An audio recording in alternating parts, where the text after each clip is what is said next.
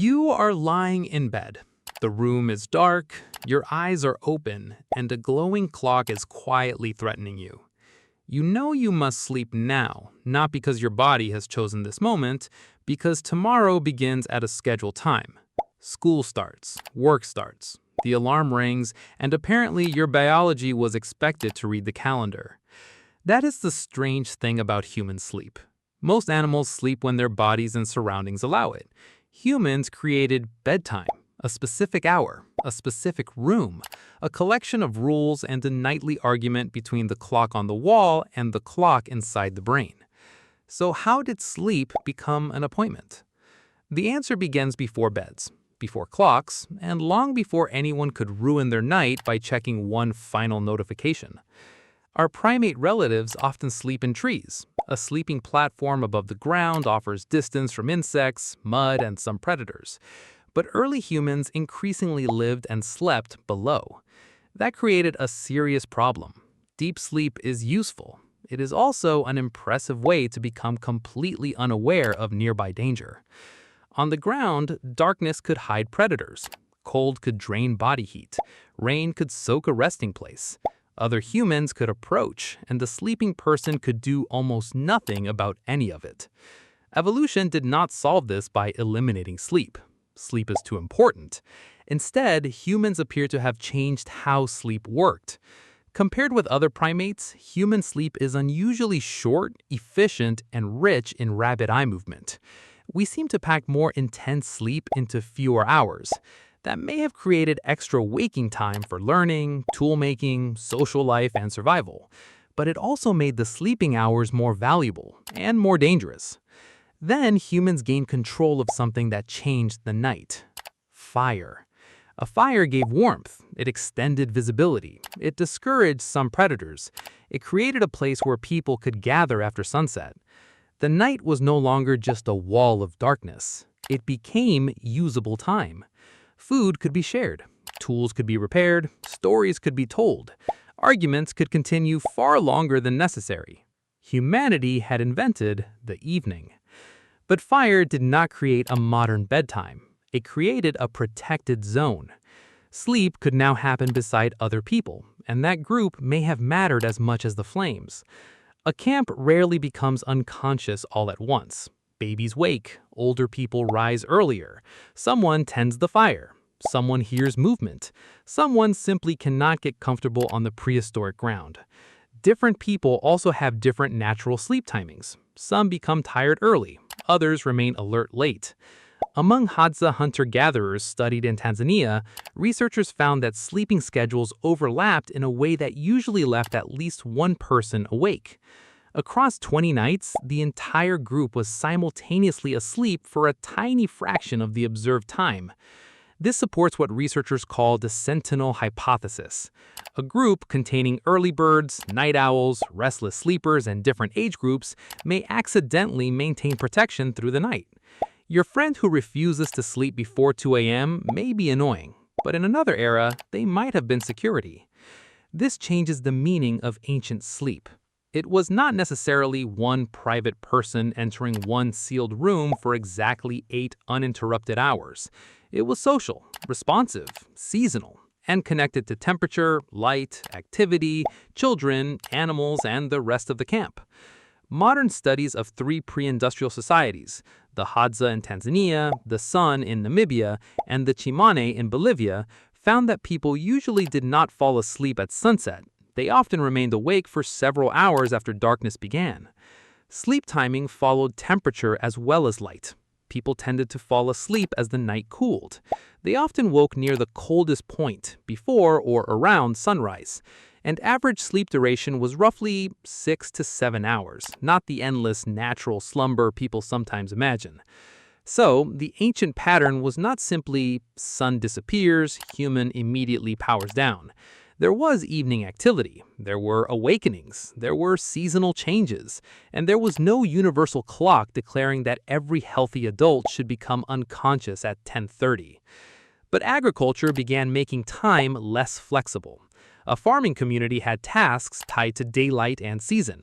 Animals needed feeding, fields needed work, water had to be carried. Harvests could not be postponed because everyone had a difficult night. Settlements also became larger. More people meant more coordinated routines. More coordinated routines meant stronger expectations about when work, meals, rituals, and rest should happen. Still, bedtime had not yet become the smooth, single block we imagine today.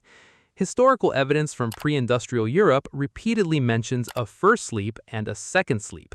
People sometimes slept for several hours, woke around the middle of the night, remained awake for a while, and then returned to sleep.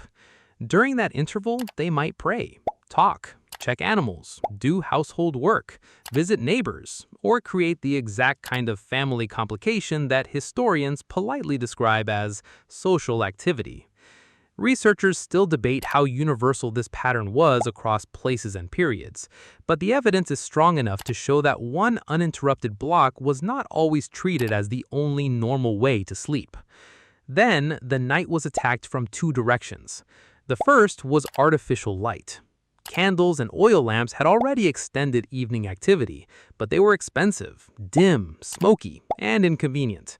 Gas lighting made streets and interiors brighter. Electric lighting made night dramatically easier to occupy. Suddenly, darkness stopped forcing a decision.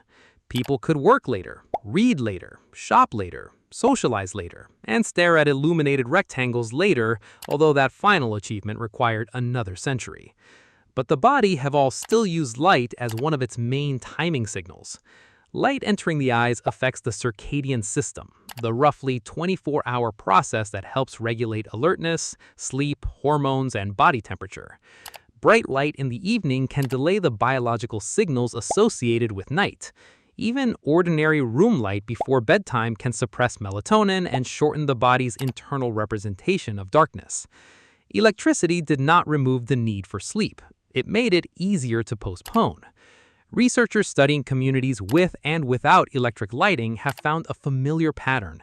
Access to electric lighting is associated with later sleep onset and, in some populations, shorter sleep. The morning may remain fixed by work, school, children, animals, or daylight. The evening expands. Sleep absorbs the loss. The second attack came from the clock. For most of history, time was visible in the environment. Dawn, midday, sunset, the season, the completion of a task. Mechanical clocks gradually turned time into identical measured units. Factories then made those units economically important. Work no longer began when conditions seemed right. It began at a stated hour. Being late became a failure. Sleeping late became laziness. And waking up became something another person could schedule. The alarm clock completed the arrangement. Now, evening light could keep you awake, but industrial time could still demand that you rise. This is the basic design of modern sleep deprivation. Give the night more possibilities, keep the morning non-negotiable. Bedtime emerged as the attempted solution. If waking time could not move, sleep had to be pushed backward from it. Need 8 hours? Count backward. Set a bedtime. Enter the bedroom. Turn off the light, perform the correct routine, and hope the brain accepts the meeting invitation. That system works reasonably well when social time and biological time agree, but they often do not. Teenagers commonly experience a later shift in circadian timing during puberty, yet schools may demand early waking. Shift workers may sleep when their biology is promoting wakefulness. Night owls may follow early schedules designed around morning types. The difference between your sleep timing on free days and required days is sometimes called social jet lag. You have not crossed an ocean. Your timetable has simply moved you into another time zone. And now, bedtime carries a pressure ancient sleep may not have contained. You are not merely tired. You are calculating. If I sleep now, I get 7 hours. If I fall asleep in 20 minutes, I get 6 hours and 40 minutes. If I check the clock again, I will somehow improve the situation. The command to sleep can make sleep harder, because sleep is one of the few essential tasks that cannot be completed by trying aggressively. That doesn't mean ancient humans slept perfectly. They faced cold, noise, insects, illness, danger, and uncomfortable ground. A prehistoric night was not a wellness retreat, but their sleep was organized mainly by biology, environment, and group life. Ours is organized by biology, electric light, personal habits, global time, school, work, entertainment, and a small device prepared to scream at us before sunrise. Humanity did not become the only animal with a sleep schedule. Many animals time sleep around light, temperature, food, migration, and predators. We became the animal that turned sleep timing into a rule. First, the ground made sleep dangerous. Fire made the night safer. Groups spread vigilance across different sleepers. Agriculture coordinated daily life. Electric light expanded the evening. Clocks fixed the morning. And bedtime was created to force the two sides back together. That's why lying awake can feel so strange. Your body is ancient. It expects light, darkness, temperature, safety, and tiredness to negotiate sleep. Your calendar does not negotiate. It simply says, you should already be asleep.